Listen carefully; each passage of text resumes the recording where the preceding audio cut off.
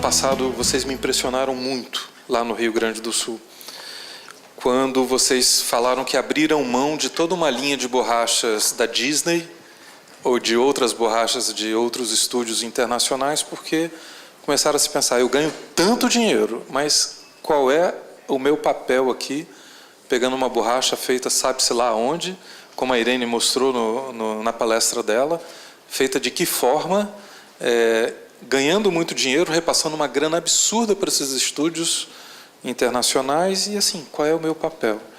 Que peito vocês tiveram, né? Então, assim, se vocês pudessem falar essa historinha em 2 minutinhos, só como foi essa passagem, porque eu acho que o povo vai gostar muito aqui.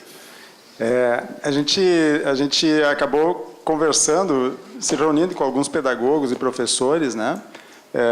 Até puxado um pouquinho pelo Instituto Paulo Freire, né? Que a gente estava fazendo um trabalho com eles, para entender, afinal, o que representava esses produtos licenciados na vida da educação, né? Como o Breno falou há pouco, a gente entendia de produto, a gente não entendia da educação, né? A gente entendia do produto até o ponto de venda. E aí nós, depois de consultar pedagogos e professores, a gente se deu conta que esses produtos mais atrapalhavam a vida das pessoas, tanto das crianças, dos pais, dos professores, enfim, de todo o sistema da educação. Esses produtos mais estavam atrapalhando a vida das pessoas do que ajudando. Aí nós pensamos assim, puxa vida, a gente está falando em mudar o mundo, e então vamos começar por nós mesmos, né? E aí, entre tomar a decisão de fazer e não fazer, vai um bate-bola longo aí, né? Porque assim a gente busca não trabalhar a partir do convencimento das pessoas, mas a gente chama as pessoas para trabalhar junto com a gente, para que a gente possa entender todo mundo junto qual é o impacto, enfim, que vai dar isso, né? Qual é o impacto que está dando hoje e qual é o impacto que vai dar se a gente parar de fazer. E o que acontece quando isso, né? Se isso acontecer, vai surgir o que daí, né? E a gente conseguiu, então, compreender que, sim, era preferível a gente tirar esses produtos de linha do que mantê-los na linha. E aí nós tiramos, num determinado ano, que eu já não me lembro mais que ano foi, 2011, acho que foi, 2010, 2011, a gente tirou eles de linha e, sim, o faturamento deu uma queda brusca, né? Produtos extremamente lucrativos, né? Mas, enfim, a gente engoliu, foi para frente e hoje é só satisfação. Acho que tem aí, Cid, uma cola com um determinado licenciado e a cola com a nossa marca era a mesma cola dentro. Você pagava para uma 2 vezes ou 2 vezes e meia, e a nossa você pagava só X. Quer dizer, o que o Jorge chama assim, quando é que nós vamos parar de bater a carteira de nós mesmos, né? E das pessoas no mercado. Nossa, que forte. Então, e aí você vê modelos, você conversa com os professores e você vê escolas como a Morim, a Waldorf, em que hoje os materiais escolares muitos são feitos com os pais, né? E muitos pais que hoje não têm condição de comprar uma mochila de um licenciado, paga 3, 4, 5, 6 vezes, e no outro ano já tem que comprar outra. Então, tudo em cima do modismo, né, do mercantilismo, de fazer a cabeça da criança. Aí nós temos instituições como a Alana, que é maravilhosa e nos ensina nisso, né? O quanto nós usurpamos a consciência das nossas crianças e dos pais, né? A ponto disso virar um bullying nas escolas. Bom, se nós estamos na educação, chega de importar produtos de fora, ou até mesmo borrachas nossas, e botar o licenciado. Isso foi uma dificuldade muito grande, né? Porque nós éramos digamos assim, o distribuidor de excelência para essas marcas licenciadas aqui no mercado brasileiro. E foi muito em cima disso que a gente cresceu no mercado escolar. Hoje nós não temos mais nenhum licenciado na nossa linha de produtos. Tem que ter muito peito, né? Quem quer fazer alguma pergunta, um insight? Aqui. Quem mais? Só para eu já administrar. Aqui também, Rodrigo? Não. Tá, aqui. Boa tarde, eu sou Augusto Rício. Eu queria saber, assim, se a gente sabe que o maior problema brasileiro hoje é a educação. Sabe que isso é crucial, absolutamente crucial. Sabe que o problema mais crítico está na escola pública. É absolutamente impactante o baixíssimo nível da qualidade da educação na escola pública. Eu gostaria de saber se vocês, nessa abordagem extremamente proativa, estão considerando algo no sentido de apoiar iniciativas que visem, de forma sistêmica para o país, impactar a qualidade da escola pública, que com certeza também deve ser cliente de vocês, não sei, mas de alguma forma faz parte do universo aí de vocês. E parabéns pelo maravilhoso trabalho. Sim, eu às vezes tenho dúvidas se é a escola pública que está pior ou se é a escola privada, porque a escola privada está nos tornando cada vez mais insensíveis, né? Porque ela nos ensina cada vez mais a sermos mais competitivos já desde mais novinhos, né? Então eu não sei quem é o pior nessa caminhada da educação. Lógico que tem várias exceções, inclusive tem exceções também na escola pública, né? A gente tem alguns projetos, sim, algumas ideias de algum projeto que vem caminhando, mas nada assim ainda muito estruturado, né? Mas nós temos, sim, temos, assim como a gente tem buscado conhecer a questão da educação, a gente tem também feito alguns trabalhos devagarinho, né, com alguns professores, com alguns pedagogos, no sentido de entender e de construir um modelo novo de educação, né, que tem tantos modelos já surgindo, que já tem dado alguns efeitos interessantes aí, e a gente acredita que sim, que a educação precisa, né, mudar, ela tem que mudar, a gente tem que começar a levar já para a escola, para a criança, essa questão de ser gente, né? Porque senão ele sai da escola, ele acha que vai ser um mega qualquer coisa, né? A pessoa sai da escola para ser um mega qualquer coisa, e não é, nós temos que sair da escola para ser gente, né? A escola ela tem que nos dar conhecimento, né? Nos dá a maestria, né? E não simplesmente tentar nos colocar coisa dentro da cabeça, enfim, né? A gente tem se aproximado de algumas escolas para fazer esse trabalho, né? Nós temos a Diversidade na Rua, que são produtos para PCDs, então existe uma conversa muito próxima de escolas públicas e escolas privadas. Mas o que nos surpreende é o quanto as escolas privadas estão sendo uma reprodução do modelo mental do consumismo pelo consumismo, de mais geração de renda pela geração de renda, ou seja, o que se enxerga muito nesses diálogos é a industrialização, né, das universidades estaduais, federais, municipais, particulares, o que seja, né? Eu penso que a gente poderia gerar mais reflexão nessas escolas do que produção. Menos preocupação com a inovação e mais reflexão do que se faz, por que se faz e como se faz, né? Tem sido notório as escolas hoje, universidades e escolas secundárias, ou que seja, na preocupação de gerar inovadores. Mas inovadores para quê? Para reproduzir o modelo que já está nesses gráficos que já estão? Então, quanto de reflexão nós estamos permitindo em qualquer escola? E aí, pasmem, escolas municipais que não têm a estrutura que nós teríamos a expectativa que tivesse, sabem refletir muito mais e conviver mais em comunidade e conseguem se sair muito melhor em situações mais difíceis ou situações que ainda virão por questões ambientais ou sociais do que talvez nós, da elite, nas escolas cheias de estrutura e cheias de doutorados que por aí existem, né? Então, acho que cabe uma atenção nas escolas particulares hoje, uma reflexão, né, em cima dos porquês ou dos comos e da conexão que nós temos que fazer das coisas no sentido de comunitário e de colaboração. As escolas públicas nada mais são muito do que o reflexo do nosso Estado hoje, das elites, né? E seguem essa elite.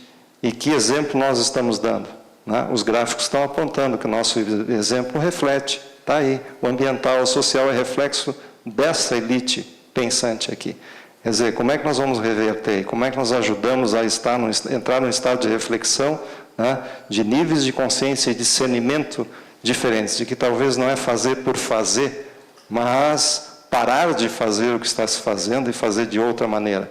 E não repetir modelos aí através de federações de indústria, através de Senais, Sebrais e tal, que é atender à demanda industrial dada em parâmetros que não se sustentam mais em cima disso que se colocou aí. Afora a ética, que se falou tanto aqui, né?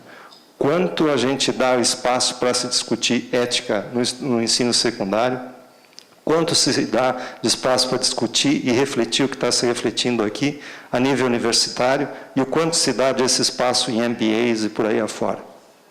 Quanto de tempo se dá para isso? Qual é a expectativa que a gente tem? Vai ser a reprodução daquele gráfico ali. Né? E as escolas públicas são reflexo das nossas atitudes. Né?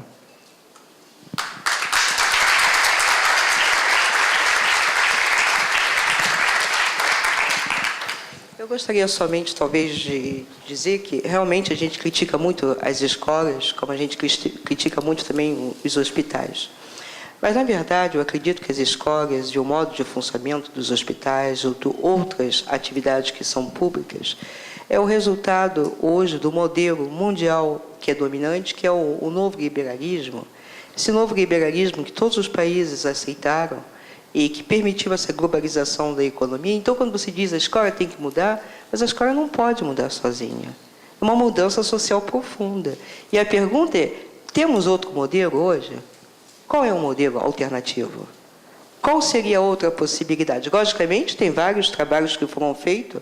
Eu penso principalmente aos trabalhos de Joseph Stiglitz sobre como passar da medida da riqueza nacional à medida da felicidade nacional.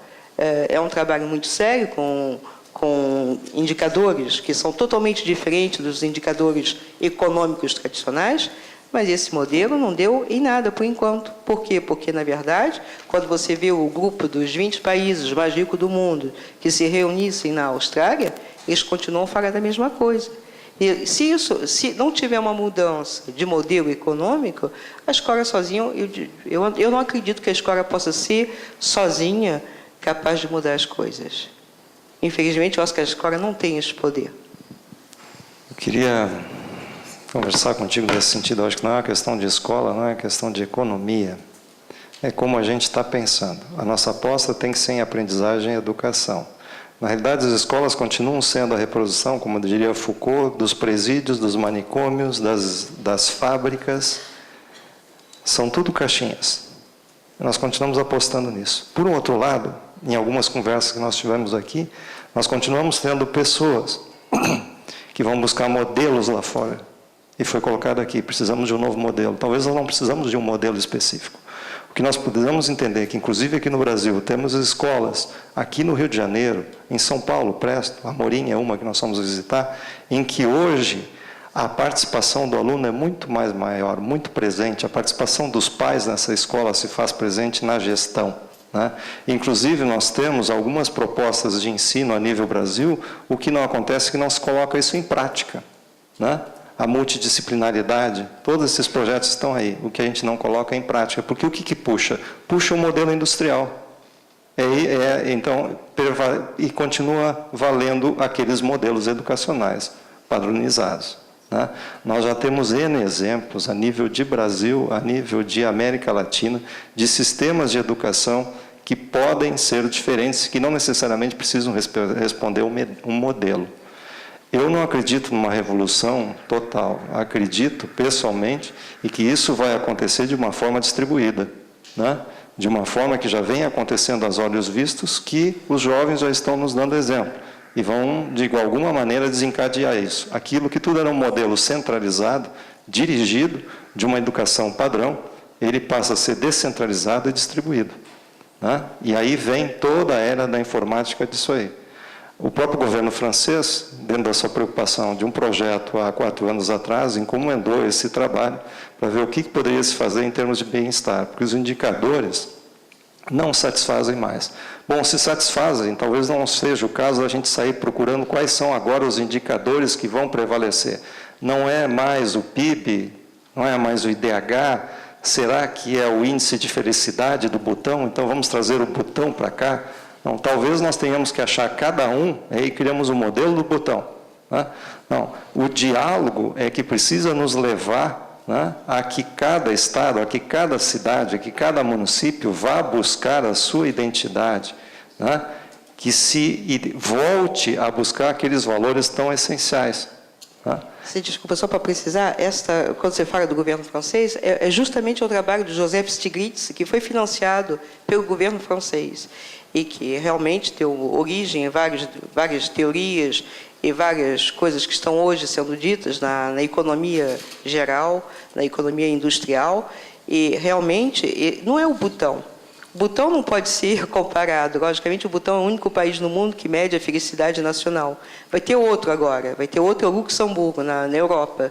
Eles vão começar a medir a felicidade nacional o ano que vem. Mas o Luxemburgo é um país financeiro. E, quer dizer, se a felicidade foi isso, quer dizer, nós estamos muito longe. Eu não acredito que esses indicadores que o Joseph Stiglitz apresentou, que eles já estejam depassados, que eles não foram nem tentados. Ninguém tentou ainda realmente dizer que nós vamos pilotar a economia, pilotar a sociedade, tentando utilizar alguns desses critérios. Nós temos 6 minutinhos e temos mais 3 pessoas para falar. Não, Joaquim, por favor. Só para dizer que para as 3 pessoas serem rápidas depois na pergunta. Eu dou a vez. Não, pode falar, por favor. Eu gostava de fazer uma pergunta à Irene, porque eu achei muito interessante a comunicação dela e eu estava a pensar em comprar um iPad. Um telefone... Smartphone. Porque eu tenho o meu telefone há tempo. E então estava a pensar em comprar um dos baratos. E agora a Irene levantou-me essas... que eu já conhecia um pouco, mas agora vendo a reflexão dela... Então fiquei assim... já não vou comprar um dos baratos, mas... Não estou com muita vontade de comprar um dos caros. Não é por questão de não ter dinheiro, por acaso não tenho muito, mas ainda era capaz de fazer aí um crédito e comprar um dos caros. Mas a questão é, eu não estou disponível para dar esse dinheiro tão caro para a marca. Porque eu acho que uma boa parte desse dinheiro que esses telefones mais caros que nos cobram é para a marca, é para o valor da marca e não para aquilo que o telemóvel oferece.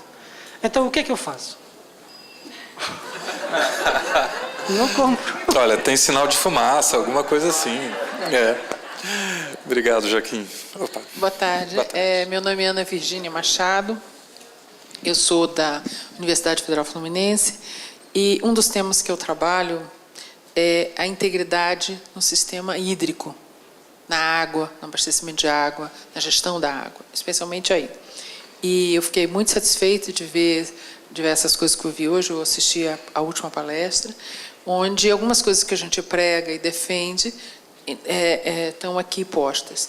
E sobre esse aspecto, eu queria fazer uma pergunta, como a questão da transparência emerge dentro desse processo que vocês colocaram.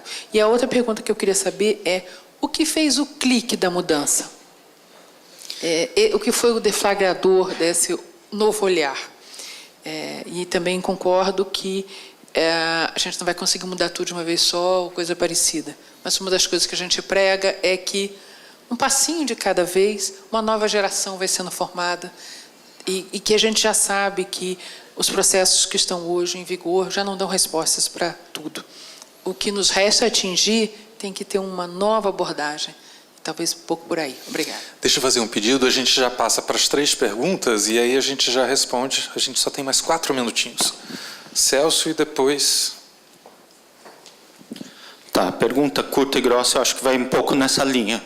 Assim, qual que é já que vocês não são case, né? Qual que foi a experiência de fracasso mais importante para vocês darem essa mudança? Porque a gente só fala de case de sucesso, nunca conta a parte ruim, né? E o que gera mais aprendizado é um erro. E aí, só para citar na educação que o Edson, o Esmeralda e outras pessoas na Petrobras estão trabalhando com itinerários formativos, a gente se inspira, assim, pessoalmente, em várias experiências ao redor do mundo. Tem um livro, 13 escolas ao redor do mundo, que um grupo de brasileiros, né, visitou escolas no Brasil e fora. Mas dessas experiências, a gente tem o professor José Pacheco, ex-diretor da Escola da Ponte, radicado hoje no projeto Âncora em Cotia, fazendo um trabalho de rede de escolas democráticas, que eu acho que são muito significativas da gente aprender, inclusive a Escola Amorim Lima, municipal, em São Paulo, né, outras escolas fazem parte dessa rede. Projeto Gente, aqui no Rio, um Moleque de Ideias, uma empresa em Niterói, que é colaborativa. Mas mais do que isso, acho que o professor José Pacheco se inspira numa experiência concebida há 50 anos, quando não existia internet, que Lauro Oliveira Lima, né, já desenhava escolas da comunidade, porque eles pensam que a gente só aprende com o diferente, e é nessa linha que a gente, talvez, empresas e sociedade, para tratar de problemas reais e concretos, a gente pode aprender muito mais do que em universidades. A gente tem debatido isso com o pessoal do LATEC também, e quem sabe a gente consiga reinventar não só a universidade, as escolas, a sociedade, mas esse modelo de educação que é perverso e excludente. Obrigado. E Robson? Obrigado, Cid. Primeiro dizer que eu estou encantadíssimo com vocês. Parabéns, tiro todos os chapéus. Fantástico.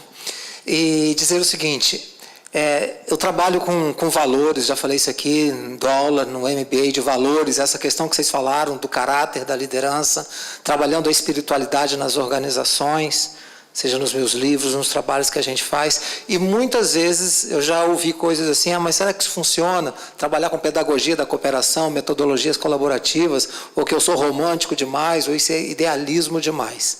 Eu tenho convicção que o caminho é esse e que a gente está indo contra a corrente, o que é muito bom. Tenho mais uma história para contar, um ótimo exemplo. Mas, por favor, me digam que dificuldades que vocês tiveram na adesão dos demais lideranças da organização, dos empregados, porque é uma grande mudança de modelo mental e nós estamos imersos num sistema de competição muito grande, de individualismo, e que vocês deram uma grande volta. Que dificuldades e como vocês superaram isso ou estão superando? Obrigado, parabéns. Rapidinho, Mônica. Eu tenho curiosidade de saber como é que se dá o processo com os fornecedores de vocês em relação à matéria-prima dos produtos que vocês utilizam e em relação ao engajamento dos talentos humanos de vocês em ações como essa relacionada à educação. Queridos, eu sei que foram muitas perguntas, mas assim, já passo para vocês e já as considerações finais dos palestrantes, tá bom? Que a gente tem que entregar aqui o salão. Por favor. Não por partes, então. Alô, deu. Bom, a transparência é fazer com as pessoas, né? Quer dizer, não tem outro jeito. Tem que chamar elas, fazer junto, e aí já está transparente, porque ela está fazendo junto. Então, né? A participação. É que assim, a Mercury tem um histórico de transparência já muito grande, né? Por ser também uma empresa local lá em Santa Cruz, ela não tem tanta gente espalhada pelo Brasil, né? Então, já tem um histórico assim, de transparência bem longo, né? Então, acho que a transparência assim, nunca foi o nosso grande problema, né? Nunca foi um dos nossos problemas. Outras perguntas quais são mesmo? Como foi o clique? O caso de fracasso? O clique assim, ó, a gente vinha num momento de muita atividades demais, e aquilo parece que não preenchia mais sabe quando você faz e as coisas parecem que estão dando certo, o dinheiro vai entrando, tá tudo maravilhoso, mas quando o seu dia termina e você diz assim, puxa, eu fiz um monte de coisa, mas está um vazio aqui dentro, está uma coisa estranha, né? Então a gente começou a procurar outras coisas, procurar olhar para outros mundos, olhar para outras formas de fazer o que a gente fazia. E aí, quando a gente olha, a gente encontra, né? Quem quer encontrar, encontra, né? Quem se propõe a encontrar, encontra, né? E a gente encontrou esse caminho, né? A questão do fracasso, né? Puxa, tem algum... eu não tenho, assim... o único, assim, uma das coisas que me lembra assim, de fracasso é que a gente perdeu algumas pessoas, né? No meio da caminhada. Algumas pessoas não compreenderam bem o que a gente estava propondo e, enfim, saíram, né? Saíram por vontade própria, né? E a gente acabou... E esse perder essas pessoas, a gente sente mesmo, porque a gente tinha certeza que essas pessoas, numa nova versão, seriam fundamentais para o processo, né? Mas, como não entenderam a caminhada, não conseguiram estar. E essas pessoas acabam fazendo falta, porque aquele jeito delas iria, com certeza, contribuir muito para a maneira como a gente toca a empresa hoje, né? Então, e assim, de certa forma, até poderia se estar tocando mais projetos se a gente tivesse com essas pessoas lá, né? Eu acho que a questão do propósito, quando realmente é um propósito, está na intenção, né? Não deixa de ser interesse, e isso transpassa a organização, ou seja, você começa a se enxergar como cidadão planetário, e isso coloca em xeque não só a organização, mas coloca você mesmo, quer dizer, como se você colocasse um espelho na sua frente. A partir daí, essa intranquilidade, né, ela passa a ser não só da organização em transição na sua fase de transformação, ou diferentes fases de transformação, mas dela mesma, né? Então, essas inquietudes, como diria a Margaret Whitley, né, você tem que começar a conviver. Só que essa convivência não é só vir para o trabalho e fazer de conta. Isso começa a falar contigo. Porque nós estamos falando aqui de escolas, universidades, organizações, mas nós estamos falando da nossa sobrevivência como seres humanos. Quer dizer, se nós despertarmos para tudo isso que foi apresentado nos 2 dias aqui, isso é um convite para cada um, para a atitude individual. Então, isso tem que me provocar de uma forma saudável, né? Só que quando isso conversa comigo, essa insegurança e essa instabilidade afeta as pessoas. E isso, de certa maneira, eu não diria que é um fracasso, não. Isso foi uma sensação muito difícil para a gente lidar, e a gente continua lidando, porque a proposta é de cidadania planetária, é de compromisso. Quer dizer, a Mercur se enxerga como um pretexto nessa evolução, nessa caminhada, assim como deveria ser qualquer instituição, né? Provocando a reflexão, né? E provocando o espírito comunitário do planeta, de qualquer ser vivo. E isso, quando a gente enxerga, fica muito duro, né? Acho que tinha uma questão de fornecedores, né? Como é que nós lidamos com os fornecedores? Na aproximação, gradativamente, cada vez mais aproximação. Um exemplo, nós ao entendermos que precisamos reduzir a pegada de carbono, o consumo de materiais e tal, convidamos todos os fornecedores de embalagens, dissemos, olha, nós queremos compartilhar com vocês esse problema, o que podemos fazer juntos. E nos lançamos num projeto juntos, onde a gente fez uma unitização. A gente saiu de todas as embalagens plásticas para embalagens de papelão, modificamos a unitização das caixas, ou seja, deixamos de transportar tanto ar quanto estávamos transportando.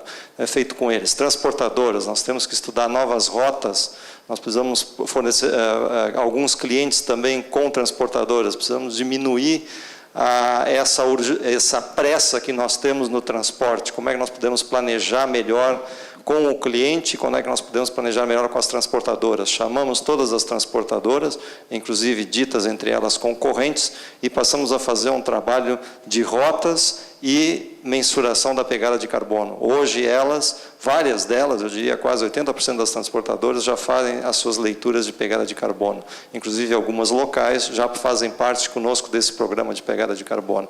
Então é esse envolvimento com os fornecedores e com os clientes. Com os fornecedores talvez mais fácil, porque são clientes deles. Com os clientes na cadeia de varejo, atacado e distribuição, isso é um pouco mais difícil. Isso ainda continua em construção, né? Nos fornecedores externos, nós temos uma pessoa que vive lá no exterior e que constantemente está visitando esses fornecedores e fazendo com que haja uma ciência do nosso posicionamento, de tudo que foi colocado aqui. Hoje, nos 23% ou 25% das nossas importações, que significam os nossos negócios, hoje nós discutimos, o que nós discutimos aqui, nós discutimos também com um fornecedor taiwanês ou um fornecedor chinês, né? Mas ele também vai ficar sabendo que gradativamente nós estamos saindo das importações e transformando mais local a nossa relação. Porque simplesmente local faz sentido, é até onde nós conseguimos nos envolver. Quanto mais distante, isso também é uma questão física, quanto mais distante a relação, menos você consegue trabalhar, com toda a tecnologia que você tenha, né? Quanto mais distante, mais é a pegada, quanto mais distante, mais é a redação, quanto mais distante você está da cultura e do entendimento daquele local. Então, a proximidade, nós já substituímos vários fornecedores a nível Brasil e estamos trazendo gradativamente mais para o que se chama o entorno, uma gestão do entorno. Tinha mais uma coisa. Engajamento dos talentos humanos. A gente entende que os espaços de aprendizagem, algumas dinâmicas, inclusive que nós chamamos de rodas vivas ou rodas de chimarrão, que é esse diálogo de diferentes assuntos, principalmente através da reflexão do bem-estar. Então, ele se dá através do diálogo intenso, de fazer com que exista também uma participação maior de colaboradores de diferentes áreas nos projetos. Então, sai-se de unidade de negócio, se estuda todo e qualquer processo, se envolve as pessoas nesse processo e se tem uma diversidade muito grande de projetos, onde nesses projetos você tem a participação de diferentes pessoas de diferentes locais, ou, que você queira dizer, cargos, funções da fábrica envolvidos naquele projeto. Nós temos que terminar. Irene, você gostaria de alguma consideração final? Quantas pessoas trabalham na empresa? Nós temos diretamente 700 e alguma coisinha, 700 e poucos, e agora a gente está puxando uma linha de produção a mais para dentro, vai dar dos 750 a partir de 760 a partir de janeiro. Mas tem mais alguns terceirizados também, então deve fechar tudo junto em torno de umas 1000 pessoas, assim, meio que direto para a gente. Ok. Joaquim, alguma palavra final? Eu, se pudesse, pegava em vocês, tirava-vos da direção da empresa e punha-vos só a comunicar no mundo todo essa vossa experiência. Mas não pode ser, né? E acho que é fundamental. Muitos parabéns. Que bom. Alguma palavra final? Está tranquilo.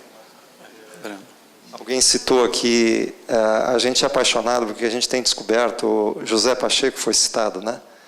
Nós temos o Tião aqui, né? Nós temos a Escola Amorim, nós fomos visitar, nós ficamos maravilhados. Então, nós temos tantas referências a nível internacional e nós temos tantas coisas boas acontecendo. Eu creio que amanhã o Rodrigo vai conversar um pouco, né, que conhece um pouco desse Brasil. Nós temos exemplos maravilhosos, gente, a gente que não se dá conta. Está tudo aqui, está muito próximo, né, e já estão acontecendo. Aquela escola que nós temos lá no bairro Progresso, né, aquilo não é um case mundial, aquilo não é Harvard, né? Com todo o respeito que eu tenho a Harvard, de tantas coisas boas que dali advém também, né? Mas nós temos aqui em casa, perto, gente, no nosso bairro, né? A luz está lá, basta a gente conseguir encontrar ela, né? E o problema nosso é justamente que a gente quer reproduzir isso, né? A gente quer multiplicar isso. A gente quer transformar isso num case, a gente quer produção em linha da nossa educação, para não dar problema, para a gente não se incomodar. Todo mundo, linha reta. É aí que talvez esteja o nosso problema. Nós estamos nos descobrindo aí para ver se é isso, né? Isso que o Jorge coloca, isso serve para nós, mas talvez não serve para outra empresa.